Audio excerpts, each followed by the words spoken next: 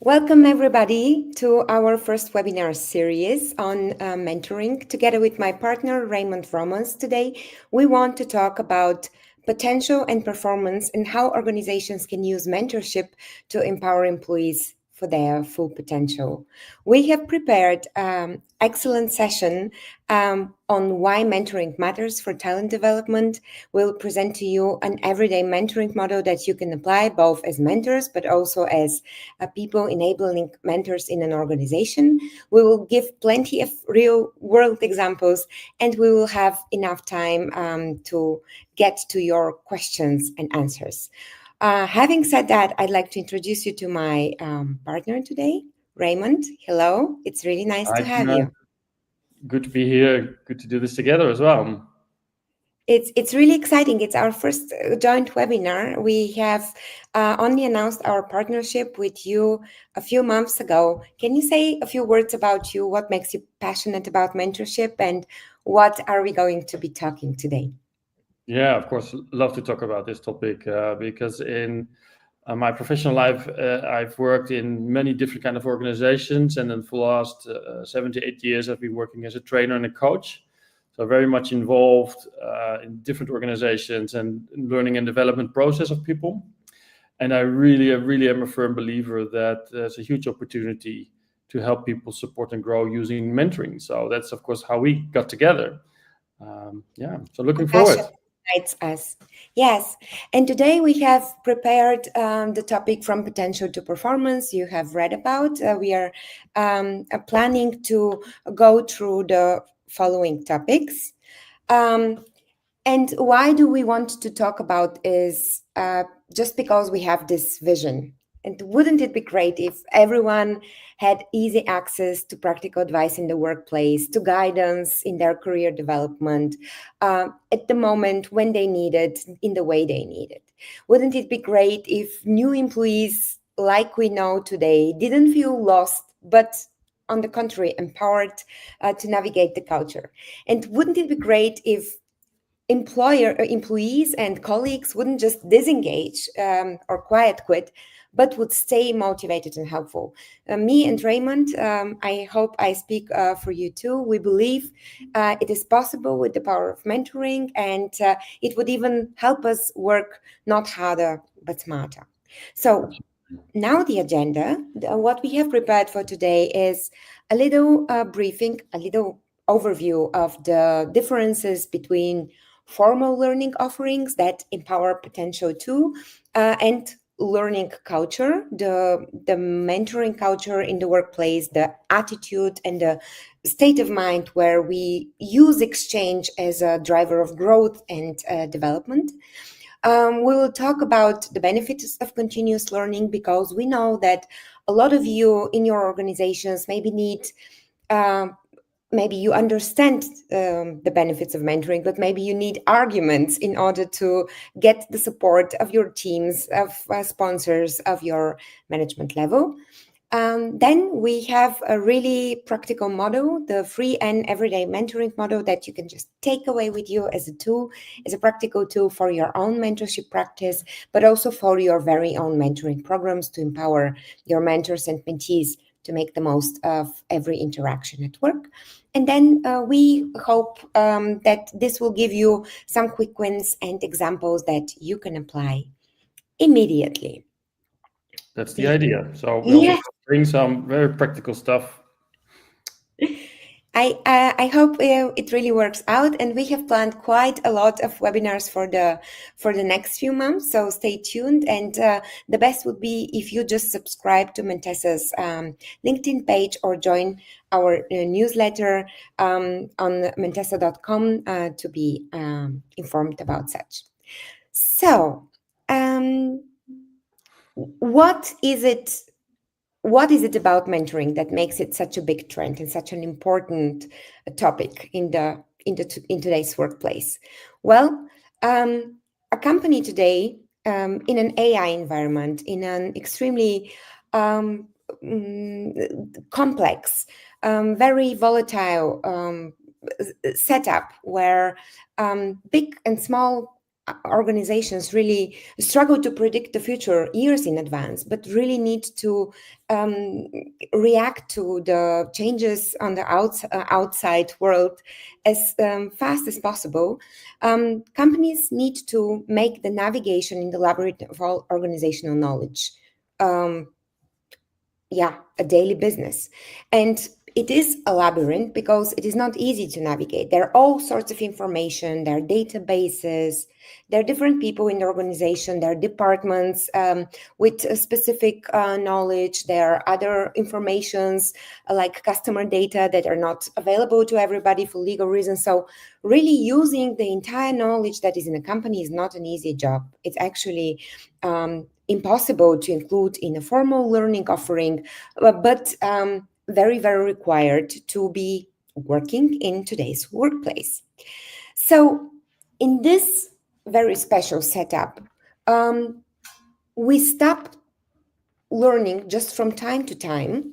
Maybe you remember 10 years ago, even 2 years ago, learning was an offering that companies, employers provided to their employees every now and then, maybe twice a year as a seminar, as a certificate.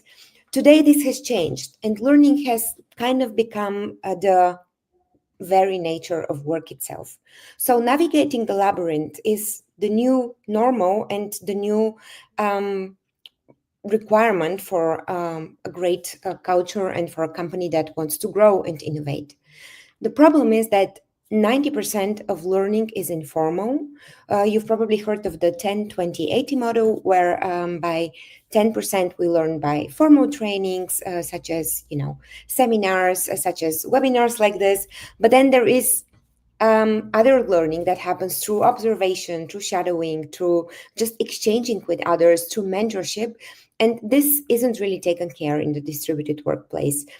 Before remote work, we could, meet colleagues at the water cooler for a coffee chat. Today, even those meetings are less frequent and they're more formal. So informal learning is kind of super important, but also very difficult to take care of. And we believe this is where mentoring can help your organization to change it and to empower everybody to make the most out of the vast knowledge that is in a company. So before we continue, maybe you can, if you're watching now, you can share with us in the chat or in the comments, when was the last time when you mentored someone in a company? So were you part in a mentoring program? Were you being a mentor in some nonprofit organization? Were you being a mentee in some career development program? If you have any experiences to share, we're really happy to hear about them. Maybe while we wait for the audience to respond, Raymond, do you want to share an answer to this question yourself? Oh, my first. Oh, I was thinking the same about asking you this question. No, okay, I will answer definitely. I remember in my first trainee program where I was connected to a mentor, someone in the management team. Mm-hmm. I think one of the best lessons that I got from her as a mentor was that she really enthusiastic and inspired me to also follow my own vision. Of course, there's a lot of things you can learn, but it's also sometimes about sticking to something that you really want to put in the effort and create your own vision on things. So, yeah, was a really nice experience and a good mentor for me as well. Yeah, sounds What about like you, Tina? Do you remember your first? A great mentor. So you took one of your first experience. I can take one of my last experiences.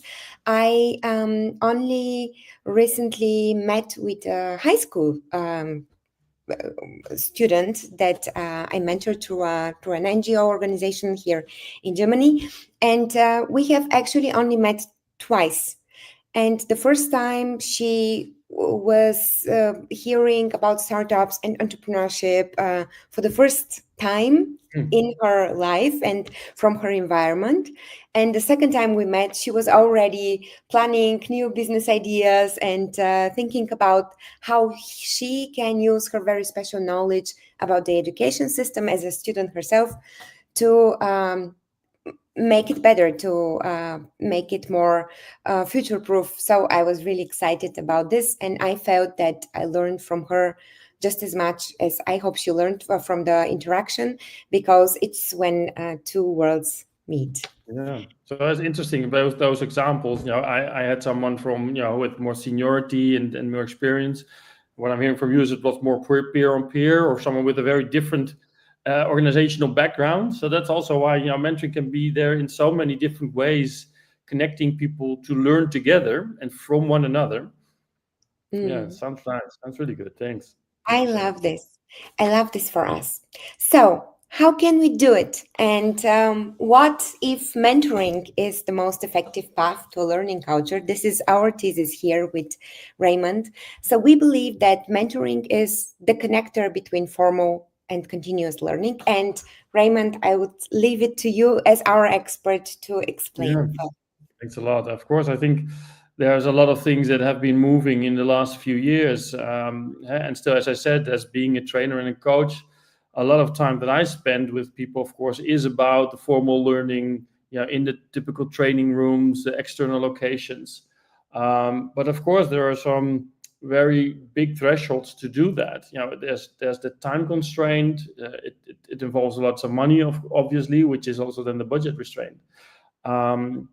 And for many organizations, they set up a training program, hoping that it will be efficient and effective to put in many of their employees. Otherwise, it would be also very challenging to have so many specialized different training offers. And at the same time, we are now learning more and more that it's exactly that 10, 28, 70% that you were talking about earlier on, where it's actually about the continuous learning that makes the biggest impact. I am also a big fan, being a trainer, of course, but also being and working with people in training settings, usually multiple days, but still most of that actual learning happens in the organizational environment. So the continuous learning is really about creating a learning culture, and that has a different approach than the formal learning is. And one of the key elements there is that it's about just in time, that it's in smaller but quicker and more effective connecting to that learning desire or to that challenge that people experience in the workplace. It's usually also free of charge. So it's either done by the direct manager or, of course, with a mentor who is available, who has knowledge, who has experience within that same organization. And of course, it's also personalized. So it's really, really cut out to what's the employee's need and goals, and what's the context, what's the daily work about, to really make it specific. So I'm a big fan of continuous learning, and I really, really, really believe that mentoring could be a huge enabler and driver to make that effect and to make that advantage as well for both the employee, but also for the organization itself. And maybe one other remark before we move on to the next one is that it doesn't also mean that it has to be one or the other. I just think that too many expectations from HR is that, well, and managers, if we send someone to a formal training, then things will really be different afterwards. But I think it's about the continuous learning that makes the biggest impact in the end, if people really want to continue their own growth path. So having said that, of course, if you look at the mentoring part, there is a lot of research done already in that area, which proves that creating a mentoring culture, a learning culture, really improves individual performance. And it even shows that it's really a significant change. People grow faster in their own learning pace. The other one is that it also boosts critical talent outcomes that drive the performance. And what that says is that talent development actually leads to a faster career development, and therefore also often has a positive effect on organizational performance. And the last one that we are showing now that we want to share with you today is that it also really strengthens the people systems, because mentoring facilitates connecting people from different parts of the organization. So it also enhances and strengthens the diversity, equality, and inclusion. And of course, all those elements have very, very significant positive outcomes in relationship to the organization and employees itself. And of course, I can already hear you saying, yes, but we've tried mentoring, and yeah, but it's so challenging. It takes too much time. How can we involve all our managers who are already managing the teams, or not everybody is a good mentor. So I guess also, Tina, you probably recognize that these are some concerns that we often come across. And still, these are many concerns where a mentoring platform like Mentessa can take away those concerns quite easily. And we'll probably talk about this a little bit later on. Now, if you look at the key benefits of mentoring in the workplace, it has actually two really big drivers. So on the one hand, it really drives engagement. And if it drives engagement, that of course means that it enhances employee connectivity and commitment with the job, the team, and the organization, the company. And there are three elements that are worthwhile, I think, mentioning at this point. So first of all, it's about meaningful work and growth opportunities. Employees want to feel energized and committed when they put in all those hours from working at the office, working from home. So that's a huge commitment towards the organization. And I think that the meaningful work and growth opportunity really also creates a progress also for themselves in development and growth. So the second one is, of course, that it's about more increased autonomy and empowerment. And that means, of course, that people like to take ownership. They want to feel secure in their own job and in their roles. So they want to build psychological engagement and also intrinsic motivation. That makes them feel empowered to do their work. And last one, that also a key driver for engagement, is that it also enhances and creates a stronger manager-employee relationship. Frequent coaching, frequent feedback, frequent having those conversations instead of the classical once or twice a year evaluation conversation. It's really about continuous learning, and of course that involves a big level of trust, communication, and alignment. These are, of course, all drivers of engagement. Now, on the other side, we see also that it drives retention. And of course, retention is key for organizations' ability to keep employees from leaving. You do lots of recruitment, you invest in getting good employees in your business and in the scarce availability of workforce these days that we see in many countries. This becomes even much more important for organizations. So how can you, what could that bring? Well, mentoring could facilitate a greater job satisfaction. So when people feel challenged and supported and appreciated, they're much less likely to explore external opportunities. And the second one here is that it reduces skill obsolescence anxiety. Well, that means that continuous learning helps really employees to feel future ready, and lowering or having a less idea of stagnation, which is often one of the top drivers for voluntary exits, people leaving because they don't see any progress anymore, because they have the feeling that they're not learning. And again, mentoring can still facilitate and stimulate that to keep on learning, to keep that learning edge. And last one is that it's of course about stronger organizational loyalty.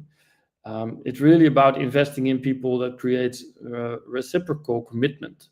Both ways. Employees are more likely to stay with organizations that continue to invest in them. And investing is not just in terms of money, but it's also investing time and attention to fit the needs of the individual employee.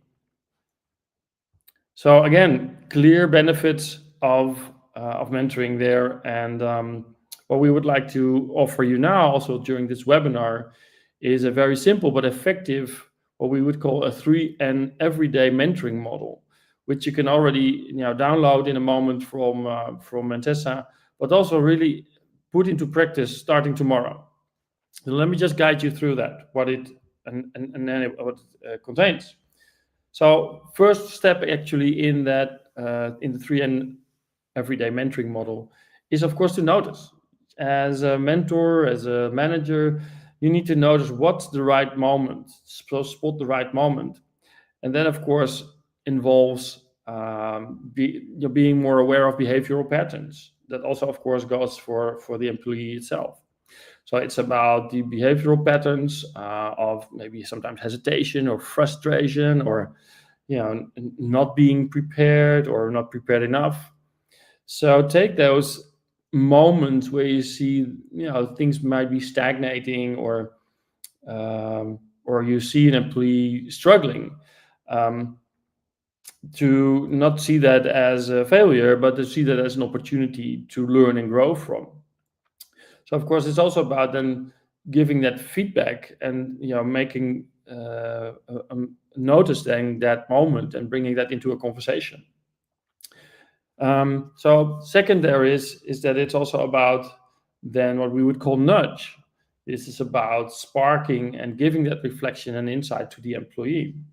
And of course here we see some very strong questions when you see that moment where someone is struggling, or you're not maybe yet meeting up to what's expected. That questions like what felt most challenging about that, or what could you try different next time, or where do you see or don't you see the progress, to actually engage into a conversation, not making that a huge and big overall learning challenge, but really to make that a smaller, that's why we call it a nudge, to make it small and feasible to take those first steps. And then the third step is, of course, to support and navigate.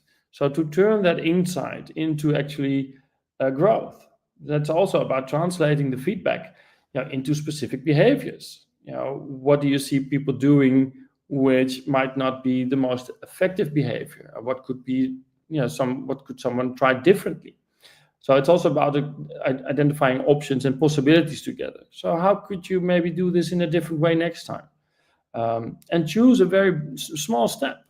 Again, not making it to a huge, big development kind of theme, but try to connect with a small step to make, or experiment to make that first step, to try something new, try something different, because there's a lot of learning in trying and experimenting, and yes, also sometimes failing in that, because there's also learning in there.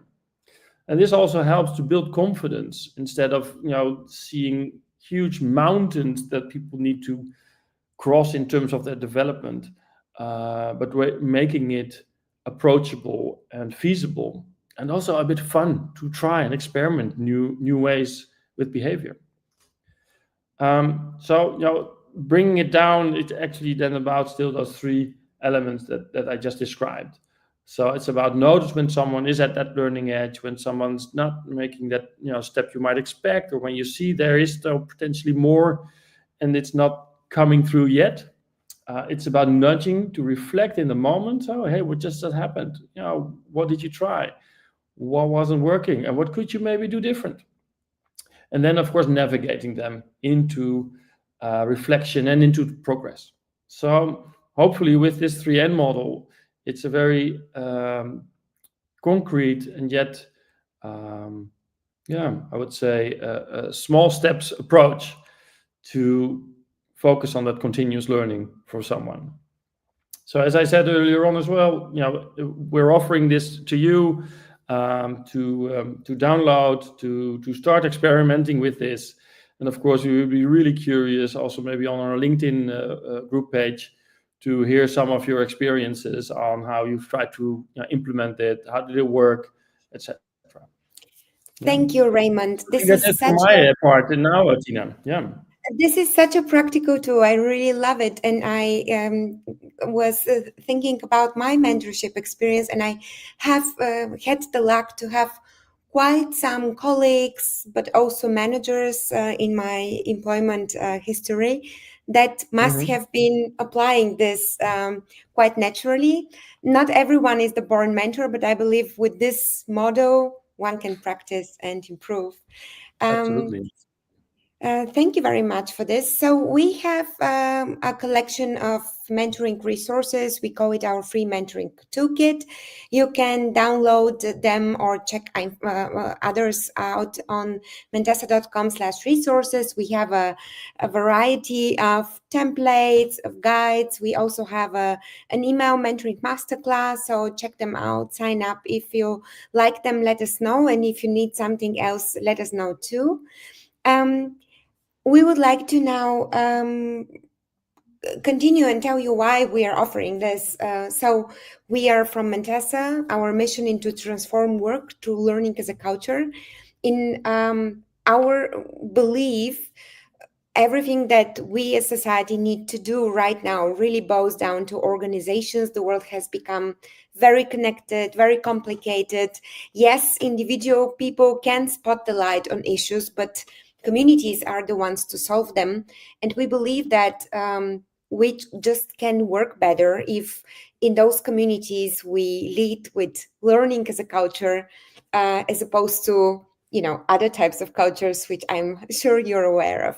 Yeah, and so, Tina, there are already some examples of companies who are actually making those transitions, stepping into that continuous learning, right? Yes, I'd love to give some examples from our customer base, but I'm also sure that everybody has experienced at least one of the opposite, a stagnant culture that is driven by hierarchy, silos, and status, which has been a great way to manage people and resources for the past era of work, where people were not the driver of creativity, but they were the drivers of machines and the ones that were there to keep the machines running. Today, in the workplace, where even for a simple product like a Nike shoe, you need the collaboration between artists, between managers, between online marketeers, between new material research. This kind of models become obsolete, and learning as a culture is just a required operational model.